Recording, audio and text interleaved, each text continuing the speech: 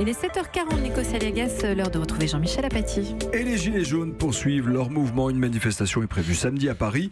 L'inquiétude grandit au sein du gouvernement et de la majorité. Il se murmure que le Premier ministre, Édouard Philippe, serait trop rigide. Jean-Michel Apathy. Tout le monde est resté sur le mot d'ordre du Premier ministre. C'était dimanche soir sur France 2.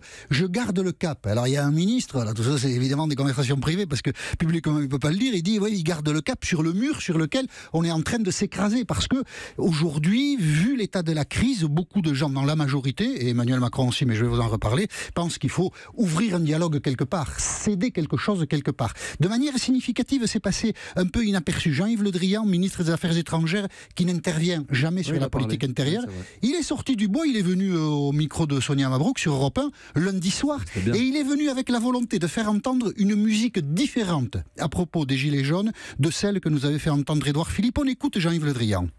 Il y a une souffrance qui s'est exprimée dans le mouvement des Gilets jaunes. C'est une souffrance qu'il faut entendre, qu'il faut comprendre, qu'il faut respecter.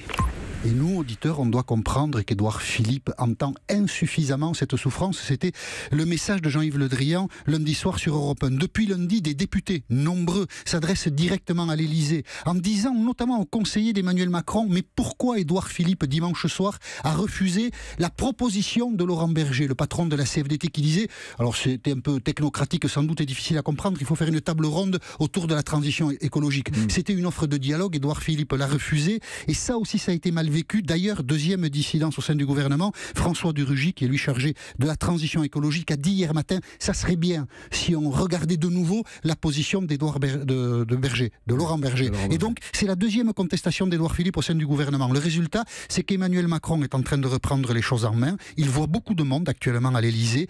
Il est, m'a dit un de ses visiteurs, ouvert à toutes les propositions. D'ailleurs, François Bayrou en fait ce matin dans Le Figaro. Ce que dit François Bayrou, c'est en gros, les taxes vont encore augmenter en janvier sur l'essence et le gasoil. Est-ce que c'est une bonne idée? Sous-entendu, il vaudrait mieux qu'elle n'augmente pas. Et de ce point de vue, c'est vrai que dans le climat actuel, on se dit, tiens, c'est gonflé d'augmenter encore les taxes de l'essence et du gasoil en janvier. Donc, il y a ce débat au sein du gouvernement qu'Emmanuel Macron va arbitrer, mais pas n'importe quand, sans doute au début de la semaine prochaine, parce qu'il faut laisser passer la journée de samedi. Est-ce qu'il y aura des gilets jaunes à Paris? Est-ce qu'il y en aura beaucoup? Est-ce qu'il y aura de la violence? Ce mouvement menace l'équilibre de la société française et menace aussi la cohésion du gouvernement. On fera le point dimanche, mais vraiment tout le monde a très peur aujourd'hui au sein de l'exécutif.